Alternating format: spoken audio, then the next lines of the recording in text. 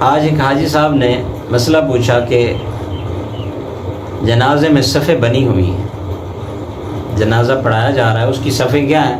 بالکل تیار ہیں، امام صاحب آگے بالکل تیار کھڑے ہوئے ہیں، تکبیر ہو گئی ہے، تکبیر، پہلی صف میں ایک بوڑھا آدمی کھڑا ہے، اس کا وضو ٹوٹ گیا، اس بوڑھے آدمی کا کیا ہو گیا؟ وضو ٹوٹ گیا، پیچھے لمبی قطار ہے صفوں کی، تو اب وہ جس کا وضو ٹوٹا ہے وہ کیا کرے؟ اب اگر وہ وضو کرنے کے لیے جاتا ہے تو جگہ نہیں ہے جانے کی، تو وہ کرے تو کرے کیا؟ تو سنیں،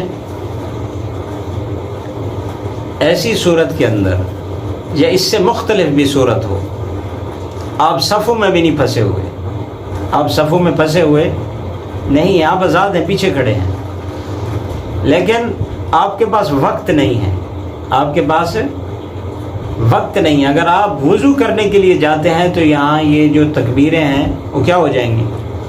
فوت ہو جائیں گی، جنازہ ختم ہو جائے گا۔ آپ کو یہ اندیشہ ہے، اگر میں وضو میں مشغول ہوتا ہوں تو ادھر سے جو تکبیریں، امام 4 تکبیریں کہہ رہا ہے، 4 تکبیریں پوری ہو جائیں گی، امام کیا پھیر دے گا؟ سلام پھیر دے گا۔ یا اسی طرح عید، ہر وہ نماز، سمجھیں اس بات کو، ہر وہ نماز جس کا خلیفہ نہیں ہے، جس کا خلیفہ نہیں ہے، یہ ان کا حکم ہے۔ جن نمازوں کا خلیفہ موجود ہے، جیسے آپ ظہر، آپ کی قضا ہو گئی اور ادا آپ پڑھ رہے تھے، قضا ہو گئی تو آپ اس کو قضا کیا کر سکتے ہیں؟ رہ گئی تو آپ قضا پڑھ سکتے ہیں۔ امام سے جماعت کے ساتھ نہیں ملی تو بغیر جماعت کے پڑھ سکتے ہیں۔ جمعہ میں آپ نہیں پہنچ سکے، جمعہ رہ گیا تو آپ اس کی خلیفہ موجود ہے، ظہر کی نماز پڑھ سکتے ہیں۔ لیکن عید اور جنازہ، اس کا کوئی خلیفہ موجود ہے؟ عید اگر رہ گئی تو رہ گئی، اس کے بعد آپ نہیں پڑھ سکتے۔ اسی طرح جنازہ اگر رہ گیا تو رہ گیا، آپ نہیں پڑھ سکتے۔ اس لیے اس وقت آپ کے لیے حکم یہ ہے کہ اگر آپ وضو میں مشغول ہوتے ہیں تو عید نماز کیا ہو جائے گی؟ فوت ہو جائے گی، تکبیریں پوری ہو جائیں گی۔ اگر آپ وضو میں مشغول ہوتے ہیں تو جنازہ کیا ہو جائے گا؟ فوت ہو جائے گا، تکبیریں پوری ہو جائیں گی۔ اس وقت آپ کیا کر لیں؟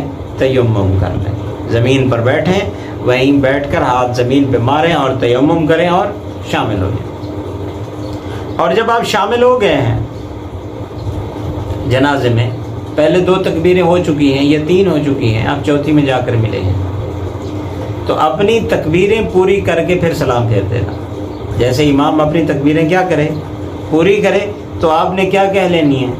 تکبیریں کہہ لینی ہیں۔ اگر پہلے وقت ہو تو پہلے وہ تکبیریں، صرف تکبیریں، یہ نہیں ہے کہ اندر کچھ پڑھنا ہے، تکبیریں کہہ کر پھر کیا پھیر دو؟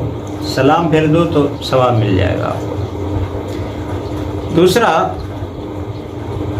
مسئلہ یہ ہے، ایک وہ آدمی جو وقت کا بادشاہ ہو، سلطان ہو، حاکم ہو، یا ولی، جنازہ جس کا پڑھایا جا رہا ہے اس کے پیچھے ولی موجود ہے، ورثاء موجود ہیں۔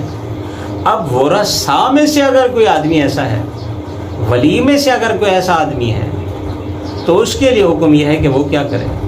وضو کرے، کیونکہ ولی کو یہ حق ہے کہ وہ دوبارہ کہہ سکتا ہے جنازہ پڑھو، وہ روک بھی سکتا ہے انہیں، اور دوبارہ جنازے کا کیا کر سکتا ہے؟ مطالبہ بھی کر سکتا ہے۔ جیسے بادشاہ ہے، بادشاہ کا بھی انتظار کیا جا سکتا ہے، بادشاہ یعنی یہ نہیں کہہ سکتا کہ دوبارہ، لیکن ولی کو یہ اختیار کیا ہے؟ حاصل ہے، ولی جنازے کا مطالبہ دوبارہ کر سکتا ہے اور دوبارہ جنازہ پڑھایا بھی جا سکتا ہے۔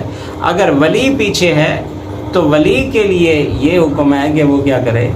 وضو کرے، پھر اصل کی طرف جائے، خلیفے کی طرف نہ جائے۔